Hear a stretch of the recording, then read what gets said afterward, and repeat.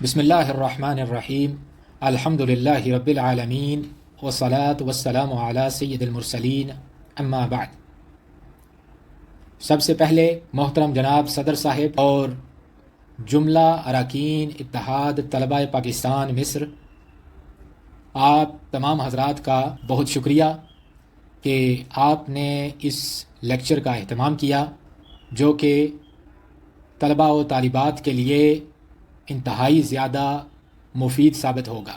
اللہ رب العزت آپ سب کو اس کا اجر عظیم عطا فرمائے۔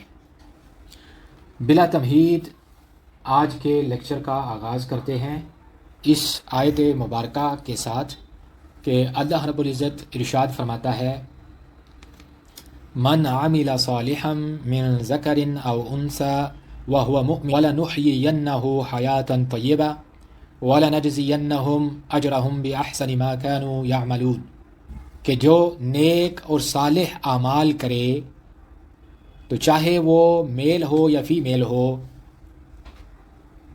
اور وہ مومن ہو، تو اللہ تعالیٰ فرماتا ہے فَلَنُحْيِيَنَّهُ حَيَاةً طَيِّبَةً، تو ہم اسے عطا فرمائیں گے پاکیزہ زندگی، وَلَنَجْزِيَنَّهُمْ أَجْرَهُمْ بِأَحْسَنِ مَا كَانُوا يَعْمَلُونَ، ہم ضرور بالضرور ان کو اس کا اجر عطا فرمائیں گے۔ اور کون سا اجر عطا فرمائیں گے؟ بہترین اجر عطا فرمائیں گے۔ تو کوئی بھی کام شروع کرنے سے پہلے جو سب سے زیادہ اہمیت کی حامل چیز ہے وہ ہے انسان کی نیت۔ آپ صلی اللہ علیہ وآلہ وسلم کا ارشاد ہے، آپ نے فرمایا کہ انما الاعمال بالنیات وانما لکل امرئ ما نوی، کہ اعمال نیتوں کے ساتھ ہوتے ہیں، یعنی اعمال کا دار و مدار نیتوں پر ہوتا ہے، اور ہر آدمی کے لیے وہی ہے جس کی اس نے نیت کی۔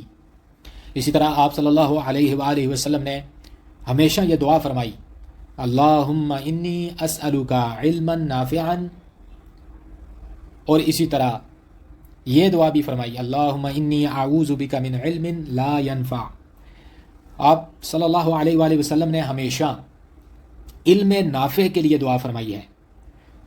گویا پتہ چلا کہ علم کی اقسام ہیں، اور جو اہمیت کا حامل علم ہے وہ ہے علم نافع، اور علم نافع انسان کے لیے نافع تب بنتا ہے اور نافع تب کہلاتا ہے، علم نافع تب کہلاتا ہے جب اس میں تین چیزوں کا خیال رکھا جائے۔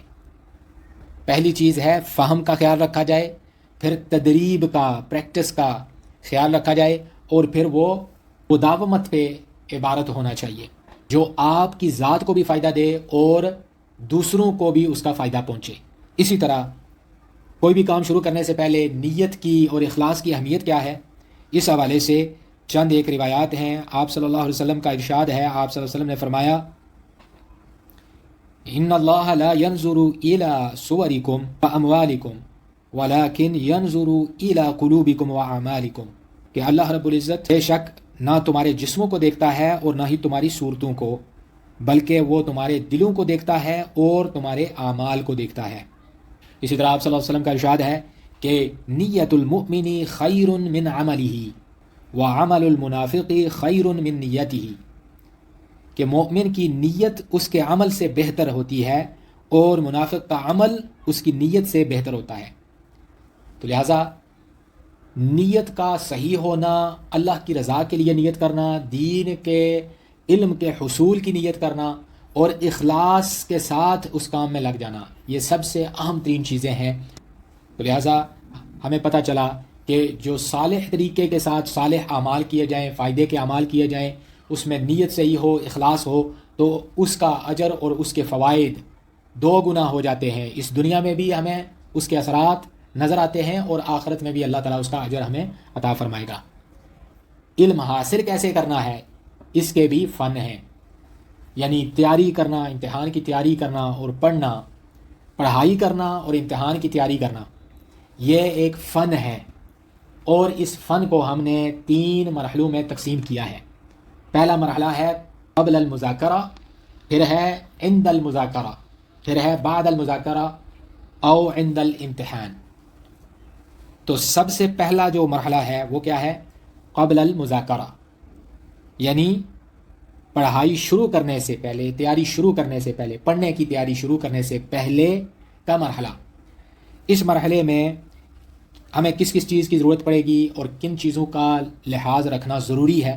ذکر و اذکار کریں، استغفار کا اہتمام کریں، درود پاک پڑھیں اور انشراح صدر کی دعاؤں کے ساتھ پڑھنے کا آغاز کریں.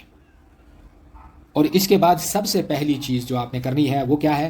آپ اپنے ہدف کا تعین کریں، اپنے ہدف کو متعین کریں کہ آپ چاہتے کیا ہیں. کیا آپ ممتاز تقدیر کے ساتھ ایکسیلنٹ جو گریڈ ہے اس کے ساتھ پاس ہونا چاہتے ہیں، یا جید جدا لینا چاہتے ہیں، یا جید لینا چاہتے ہیں، یا وہ مقبول لینا چاہتے ہیں؟ جس طرح کا آپ کا ہدف ہوگا اس سے کم ہی آپ کو رزلٹ ملیں گے. اس لیے آپ اپنا ہدف جو ہے وہ بڑا بنائیں. ہدف کے تعین کے بعد منصوبہ بندی کریں، پلاننگ کریں کہ آپ نے پڑھنا کیسے ہے. اس کے لیے آپ جدول بنائیں اور جدول کے اندر دن لکھیں اور پھر مواد لکھیں کہ کون سے دن آپ نے کون سا مادہ یا سبجیکٹ پڑھنا ہے اور اس کو کتنی دیر سے کتنی دیر کے لیے پڑھنا ہے. پھر اسی طرح سے یعنی تحدید کرتے ہوئے، دنوں کی تحدید کے ساتھ جب اس طرح سے آپ جدول بنائیں گے تو یہ آپ کو موٹیویشن دے گا، اس سے آپ اطمینان محسوس کریں گے. یہ سب سے پہلا سٹیپ ہوتا ہے کہ آپ نے اپنا ہدف متعین کرنا ہے کہ آپ کا گول کیا ہے، اس سال آپ اچیو کیا کرنا چاہتے ہیں. دوسری چیز آپ نے کرنی ہے کہ آپ نے جدول بنانا ہے. اور پھر تیسری چیز آپ نے یہ کرنی ہے کہ 3 چیزوں کو مد نظر رکھتے ہوئے آگے بڑھنا ہے. سب سے پہلے کہ صحیح جگہ کا انتخاب کرنا ہے کہ کہاں بیٹھ کے آپ نے پڑھنا ہے. جس جگہ آپ کمفرٹیبل ہیں اس صحیح جگہ کا انتخاب کریں. اسی طرح دوسری چیز، امتحان کے دوران اور امتحان کی تیاری کے دوران آپ نے کھانے پینے کا بہت زیادہ خیال رکھنا ہے. کوئی ایسی چیز نہیں کھانی صحت کے لیے اچھی نہ ہو. لہٰذا صحیح کھانے آپ نے کھانے ہیں. زیادہ تر آپ نے اہتمام کرنا ہے سبزیوں کا اور ایسے فروٹس کا جو زیادہ میٹھے نہ ہوں، تو یا بادام وغیرہ آپ لے سکتے ہیں تاکہ آپ اس طرح کی چیز کھائیں جس سے آپ کا دماغ ایکٹیو ہو اور آپ بیمار نہ پڑ جائیں. اسی طرح مناسب نیند لینی ہے آپ نے. 4 گھنٹے سے لے کر 6 یا 7 گھنٹے تک اگر آپ سوتے ہیں تو یہ مناسب نیند ہوگی امتحان کے دنوں میں، امتحان سے پہلے تیاری کے دنوں میں. تو لہٰذا مناسب نیند کا اہتمام ضرور کریں، کیونکہ جو لوگ ان 3 چیزوں کا اہتمام نہیں کرتے وہ کبھی بھی اچھی تیاری نہیں کر سکتے. یہ کیا ہے؟ یہ ہے قبل المذاکرہ، یعنی امتحان کی تیاری کرنے سے پہلے کی چیزیں ہیں. اس کے بعد جو اہم ترین چیز ہے جب آپ نے مذاکرہ شروع کرنا ہے تو وہ کیا ہے؟ دوسرا مرحلہ ہے. اس کو جیسا کہ ہم نے پڑھا کہ عند المذاکرہ، تو مذاکرہ کے دوران سب سے پہلی چیز کا آپ نے خیال رکھنا ہے وہ کیا ہے کہ آپ نے اپنے آپ کو تیار کرنا ہے. تہیئہ، یعنی آپ نے اپنے آپ کو تیار کرنا ہے پڑھنے کے لیے. نفسیاتی طور پہ بھی اپنے آپ کو تیار کرنا ہے کہ میں نے محنت کرنی ہے، اور اسی طرح سے آپ نے وہ جو مادہ جو مقرر ہے آپ کے اوپر اس کو بھی آپ نے جمع کرنا ہے کہ کتنی کتابیں اس کے لیے مقرر ہیں اور کتنا آپ نے پڑھنا ہے، کہاں سے پڑھنا ہے. تو اس کی آپ نے اس کو جمع کر کے تیاری کرنی ہے پڑھنے کی تاکہ آپ اس کو ترتیب دے کے پڑھ سکیں. پھر آپ نے فوکس کرنا ہے، ترکیز کرنی ہے، ترکیز کے ساتھ اس کو سمجھنا ہے، دیکھنا ہے. پھر مراجعہ کرنا ہے، یعنی اس کو ریوائز کرنا ہے. اس کے بعد کتاب کو سب سے پہلے جب آپ دیکھتے ہیں تو کتاب کو سمجھنے کا طریقہ کیا ہوتا ہے کہ انسان جب بھی کوئی بڑی کتاب دیکھتا ہے تو اس کے ذہن میں یہ وسوسہ آتا ہے یا اس طرح کے خیالات آتے ہیں کہ یہ کتاب تو بہت زیادہ طویل ہے، یہ میں کیسے پڑھوں گا، تو یہ تو بڑا مشکل ہے اس کو پڑھنا اور سمجھنا. تو اس کا طریقہ یہ ہوتا ہے کہ آپ نے سب سے پہلے کتاب کو اوپن کر کے کتاب کی فہرست کو دیکھ کر اور کتاب کے اندر جو پیجز ہیں ان کو دیکھ کر آپ نے آئیڈیا لگانا ہے اور کتاب کو تقسیم کرنا ہے. سب سے پہلے آپ نے کیسے تقسیم کرنا ہے کہ کتاب کا جو عنوان ہے، اسم الکتاب جو ہے کتاب کا عنوان، اس کی تحدید کرنی ہے کہ یہ والا مادہ مثلا بلاغت ہے تو اس کے اندر کیا کیا چیزیں ہیں، مین ابواب جو بڑے بڑے ہیں وہ کیا ہیں. پھر اسی طرح کتاب کے جو وحدات ہیں، یونٹس ہیں، ان کے نام دیکھنے ہیں اور یاد کرنے ہیں کہ کون سا یونٹ کتنے دروس پر مشتمل ہے اور اس کے عناوین کیا ہے. اسی طرح آپ نے اسماء الدروس دیکھنے ہیں، جتنے بھی اس یونٹ کے اندر دروس ہیں یا سبجیکٹ ہیں یا موضوعات ہیں ان کو آپ نے یاد کرنا ہے. تو یوں آپ کی پوری کتاب کا ایک سکیچ اور خلاصہ آپ کے سامنے آ جائے گا اور یہ کتاب آپ کو اجنبی نہیں لگے گی. آپ کی اس کتاب کے ساتھ اجنبیت ختم ہو جائے گی اور آپ کو کچھ نہ کچھ اس کا کنسیپٹ ذہن میں آنا شروع ہو جائے گا۔ پھر اس کے بعد اگلا جو مرحلہ ہے وہ آپ نے کیا کرنا ہے، تیزی کے ساتھ آپ نے اس کتاب کی قراءت کرنی ہے، یعنی اس کو پڑھنا شروع کر دینا ہے۔ بعض لوگ یہ گلا کرتے ہیں کہ جی ہمیں حفظ میں ذرا میں کمزور ہوں، تو ایسی بات ہرگز نہیں ہوتی، کیونکہ ریسرچ سے یہ ثابت ہے کہ انسان کے دماغ کی جو میموری ہے وہ 25 لاکھ جی بی ہے، 25 لاکھ جی بی، یعنی آپ یہ کہہ سکتے ہیں کہ 2.5 کروڑ ٹیرا بائٹ اتنی میموری ہے انسان کی، یعنی ابھی شاید صدیاں لگ جائیں میموری والا کمپیوٹر بھی تیار نہ ہو سکے۔ تو انسان کے جسم میں اور انسان کے دماغ میں اللہ تعالیٰ نے اتنی صلاحیت رکھی ہے کہ انسان اگر یاد کرنا چاہے، سمجھنا چاہے، پڑھنا چاہے، لاکھوں کے حساب سے کتابیں اپنی میموری میں رکھ سکتا ہے۔ اس کے بعد جو ہم نے ذکر کیا، یہ ساری کی ساری باتیں ان کو ہم ایک بار ریوائز کر لیتے ہیں، دیکھ لیتے ہیں کہ ہم نے کیا کیا ابھی تک ڈسکس کیا ہے۔ مذاکرہ کے دوران آپ نے کیا کیا کرنا ہے، جیسے ہم نے ذکر کیا کہ مواد جمع کرنا ہے، کتاب کا جائزہ لینا ہے، کتاب کو تقسیم کرنا ہے، اور اس کے اہم اور بڑے بڑے موضوعات کو ہائی لائٹ کرنا ہے، اور پھر تیزی سے اس کتاب کی قراءت کرنی ہے، تیزی سے اس کو پڑھنا ہے، اور خاص جگہوں کو ٹک کرتے جانا ہے، اور پھر آپ اس پہ فوکس کرنا شروع کر دینا۔ آپ نے جو خاص اس کے موضوعات ہیں اس پہ فوکس کرنا، آپ نے ترکیز کرنی ہے، اور ساتھ ہی ساتھ اگر آپ یہ کر سکتے ہیں تو بالکل شارٹ سے نوٹس بھی بنانا شروع کر دیں۔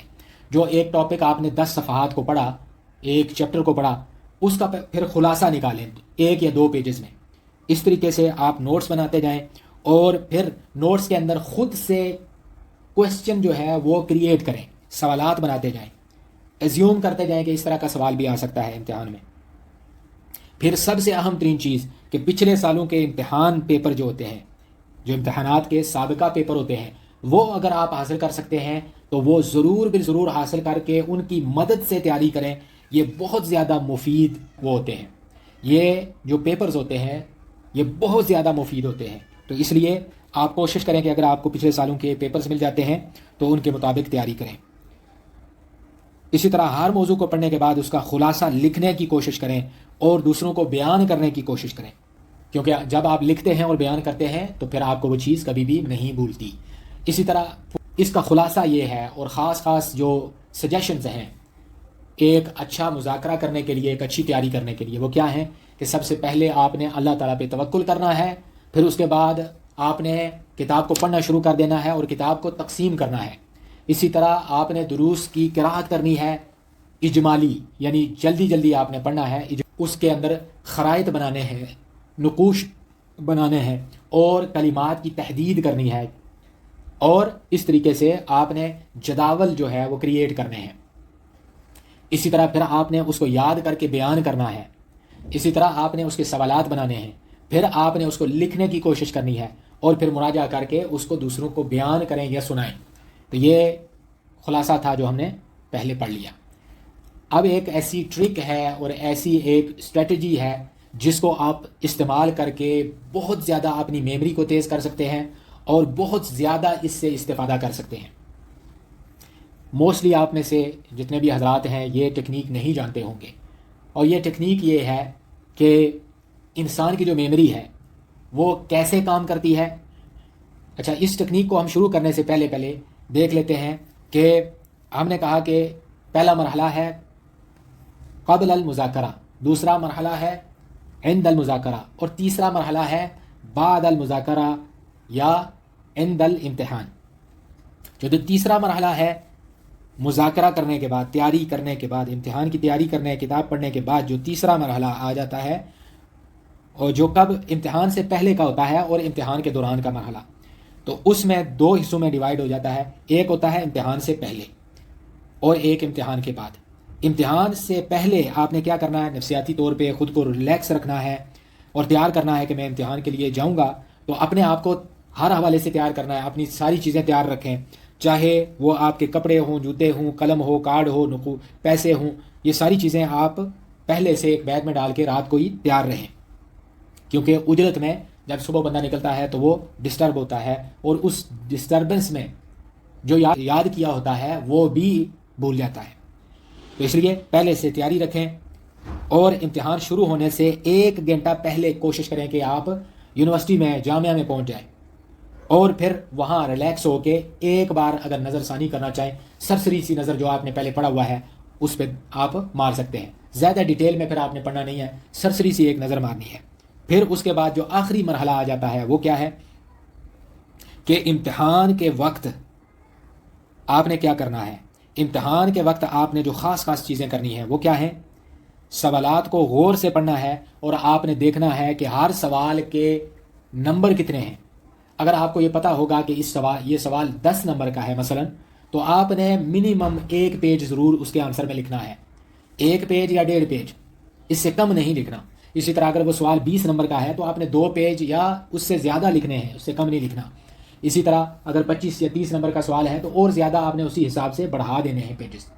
پھر اسی طرح سے 2 ڈاکٹر حضرات ہیں جو آپ کو پڑھا رہے ہیں ایک سبجیکٹ، تو آپ نے جب آنسر شیٹ پہ آنسر لکھنا ہے تو سب سے پہلے آپ نے مینشن کرنا ہے کہ یہ والا آنسر فلاں سوال کا ہے، سوال نمبر 1 کا، جو فلاں دکتور کا سوال ہے، جو فلاں ڈاکٹر صاحب کا سوال نمبر 1 ہے، یہ اس کا آنسر ہے.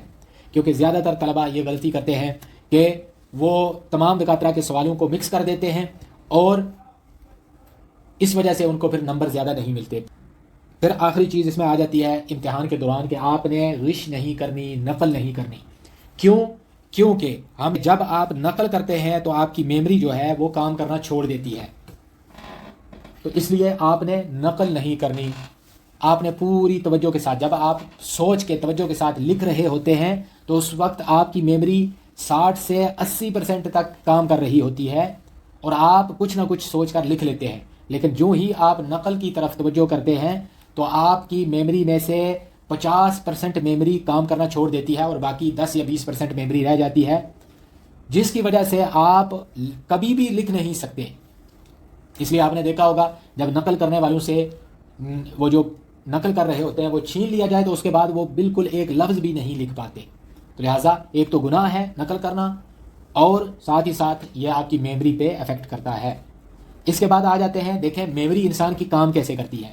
یہ ایک ٹیکنیک ہے جو میں آپ کو بتانے والا تھا، کہ جیسے کہ یہاں پہ لکھا ہوا ہے کہ یتذکر الانسان بنسبت 10% مما یقرأہ، کہ انسان یاد رکھ پاتا ہے 10% کو جو وہ قرأت کرتا ہے، جو پڑھتا ہے کتاب سے.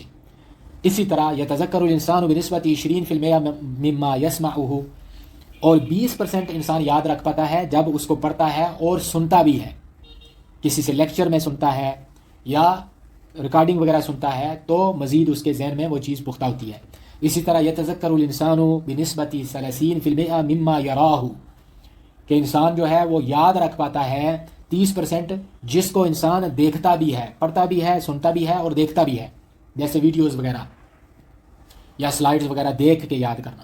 اسی طرح یتذکر الانسان بنسبت 50% مما یراہ ویسمعہ فی وقت واحد، تو جب انسان پڑھتا بھی ہے، سنتا بھی ہے، دیکھتا بھی ہے اور ایک ساتھ میں یہ سارے کام کرتا ہے تو 50% اس کو وہ چیز یاد رہتی ہے.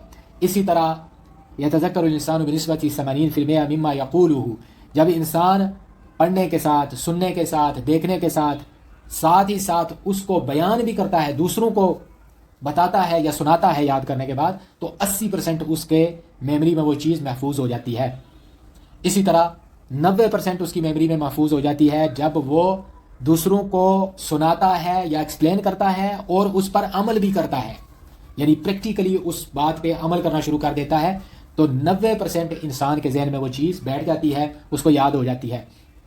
اور جو علم آپ کو 90% فائدہ دیتا ہے وہی علم نافع ہوتا ہے، جس کا ذکر ہم نے لیکچر کے شروع میں کیا تھا.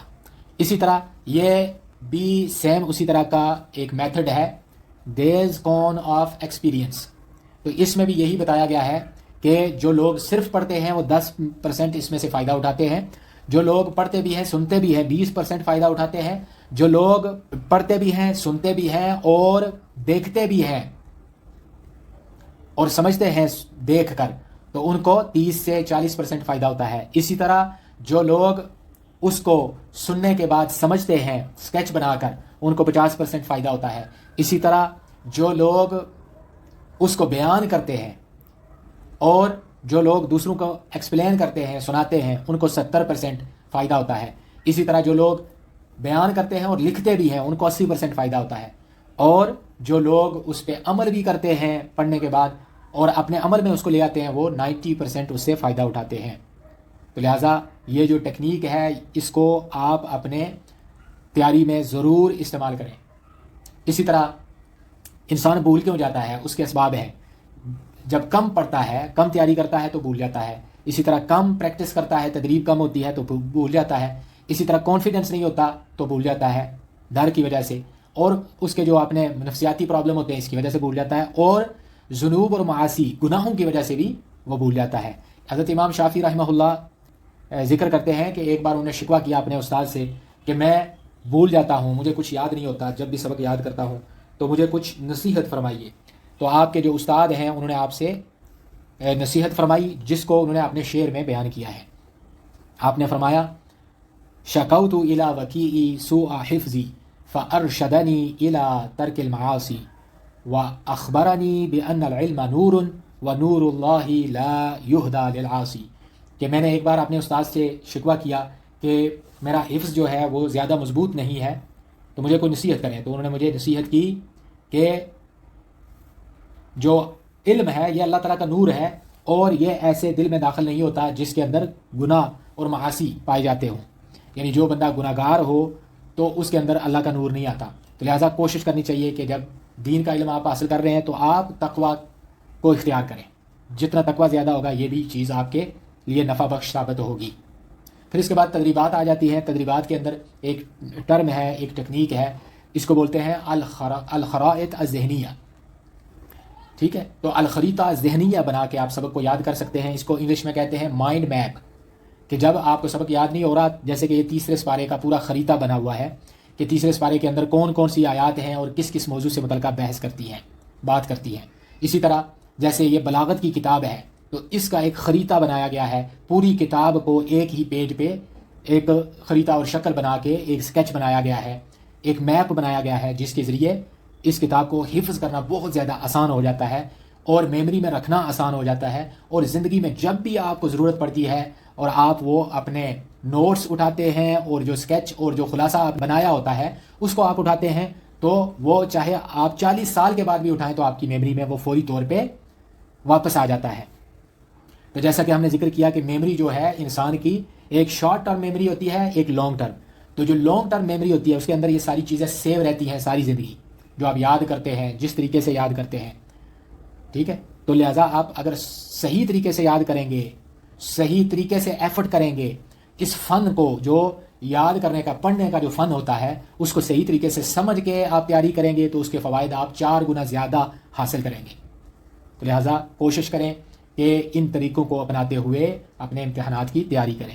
امید ہے کہ اس لیکچر سے آپ نے استفادہ کیا ہوگا اور جو جو چیزیں ہم نے ذکر کی ہیں وہ آپ سب کے لیے مفید ثابت ہوں گی. اللہ رب العزت آپ سب کو خوش رکھے. اگر آپ میں سے کوئی سوال کرنا چاہے تو سوال کر سکتے ہیں. جی ڈاکٹر صاحب، پیپر لکھنے کا تھوڑا بتائیں کہ سوال اور جواب کیسے لکھا جائے. کیا اوپر بڑی ہیڈنگ لکھی جائے یا ہاں کلرڈ ہاں، پینس ویری یوز گڈ، کی جائیں یا سمپل بہت پیج یوز زبردست. کی جائیں؟ جی بہت اچھا آپ نے کوشچن کیا ہے. ہمارے پاکستانی جو اسٹوڈنٹ ہیں زیادہ تر ان کا مسئلہ کیا ہوتا ہے کہ وہ جب امتحان حل کرنا شروع ہوتے ہیں نا تو اس سے پہلے کم از کم 15 سے 20 منٹ ضائع کر دیتے ہیں. اور یہاں پہ امتحان 2 گھنٹے کا ہوتا ہے اور ٹائم آپ نے ضائع نہیں کرنا ہوتا. تو ضائع کس میں کرتے ہیں کہ پیپر جب وہ آنسر شیٹ لیتے ہیں تو اس پہ لائنیں لگا رہے ہوتے ہیں، ادھر پھر بیل بوٹے بنا رہے ہوتے ہیں. ان کی کوئی ویلیو نہیں ہے یہاں مصر میں، جامعۃ الازہر میں اس کی کوئی ویلیو نہیں ہے. آپ نے لائنیں لگائی ہیں، پھر اس کو ترتیب دیا ہے، بیل بوٹے بنائے ہیں، اس کی کوئی ویلیو نہیں ہے. 1 نمبر بھی نہیں ملے گا آپ کو. یہ ہمیں پاکستان میں سکھایا جاتا ہے، بعض ملکوں میں اس کی ویلیو ہوتی ہے. بسم اللہ الرحمن الرحیم. اجابت السؤال الاول لدکتور محمد فوزی. ٹھیک ہے، اور آپ نے لکھنا شروع کر دینا. پھر یہاں پہ آپ بے شک ہیڈنگ دے لیں، جیسے آپ نے کوشچن کیا ہے کہ جیسے کہ علم البدی، اس نے سوال پوچھا کہ علم البدی کی تعریف کریں، تو آپ لکھیں تعریف علم البدی. ٹھیک ہے، یہاں پہ لکھ دیں اور اس کے بعد یعنی لگاتار آپ لکھنا شروع کر دیں. تعریف لکھیں، پھر اگر اقسام پوچھی ہیں ان کو لکھیں، تحلیل پوچھی ہے تو وہ لکھیں. اس طرح پھر تقسیم کرتے جائیں اور لکھتے جائیں. ٹھیک ہے، تو اس طریقے سے آپ نے ترتیب دینا ہے. پیپر میں آپ نے وہ لائنیں نہیں لگانی یا ٹائم ویسٹ نہیں کرنا آپ نے. پھر اسی طرح سے جیسے میں نے پہلے بتایا کہ دکاترہ کے نام لکھیں اور ترتیب کا ضرور خیال رکھیں. پھر خط آپ کا جو آپ کتابت کرتے ہیں، لکھتے ہیں، تو آپ کے خط کا اچھا ہونا یہ بہت ضروری ہے. خط ایسا ہونا چاہیے، زیادہ تر پاکستانیوں کا خط اچھا ہی ہوتا ہے، تو اس کے اوپر ہم بات نہیں کرتے. سوال پورا لکھنا ہے یا سوال کا صرف نمبر لکھنا ہے؟ سوال نہیں لکھنا، آپ نے آنسر شیٹ پہ سوال نہیں لکھنا. سوال وہ کوشچن پیپر پہ لکھا ہوگا، آپ نے جسٹ لکھنا ہے یہاں پہ. اب یہ میں یہاں پہ چونکہ میرے پاس ٹیب دوسرا ہے تو میں لکھ کے آپ کو دکھاتا. اب کتنے منٹ باقی ہیں ہمارے پاس؟ 5 منٹ باقی ہیں. اجابت السؤال الاولی، ٹھیک ہے، تو یہ ہو گیا نا کہ پہلے سوال کا جواب ہے، اور پھر آگے ٹاپ پہ عنوان دینا چاہیں تو وہ عنوان دیں اور پھر نیچے لکھتے جائیں. ٹھیک ہے.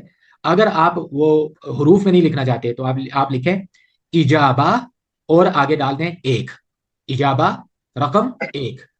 تو بس وہ معروف طریقے سے پتہ چل جائے گا کہ آپ نے یہ جواب نمبر 1 ہے. ٹھیک ہے. کبھی بھی اگر کوئی کوشچن آتا نہیں آپ کو، مطلب کوئی کوشچن کا آنسر نہیں آتا آپ کو، تو کوشش پوری کریں کہ وہ جو حصہ ہے نا، یعنی کوشش کریں کہ وہ پہلے نہ لکھیں، وہ جو آنسر ہے نا وہ پہلا آنسر نہ لکھیں پہلے ورقے پہ.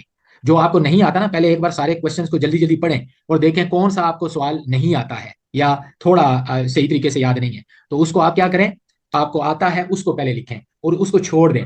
اینڈ پہ آپ نے خالی نہیں چھوڑنا، جو آپ کو نہیں آتا تھا نا اس کو آپ نے خالی نہیں چھوڑنا، کچھ نہ کچھ جو آتا ہے لکھ دیں. کیونکہ اگر آپ نے خالی چھوڑا نا تو آپ کو 0 ملے گا. لیکن اگر آپ نے کچھ نہ کچھ لکھا ہوا ہے چاہے، اور زیادہ تر کوشش کریں کہ سیگے جو ہیں مجہول کے استعمال کریں وہ ذکر کرنے میں.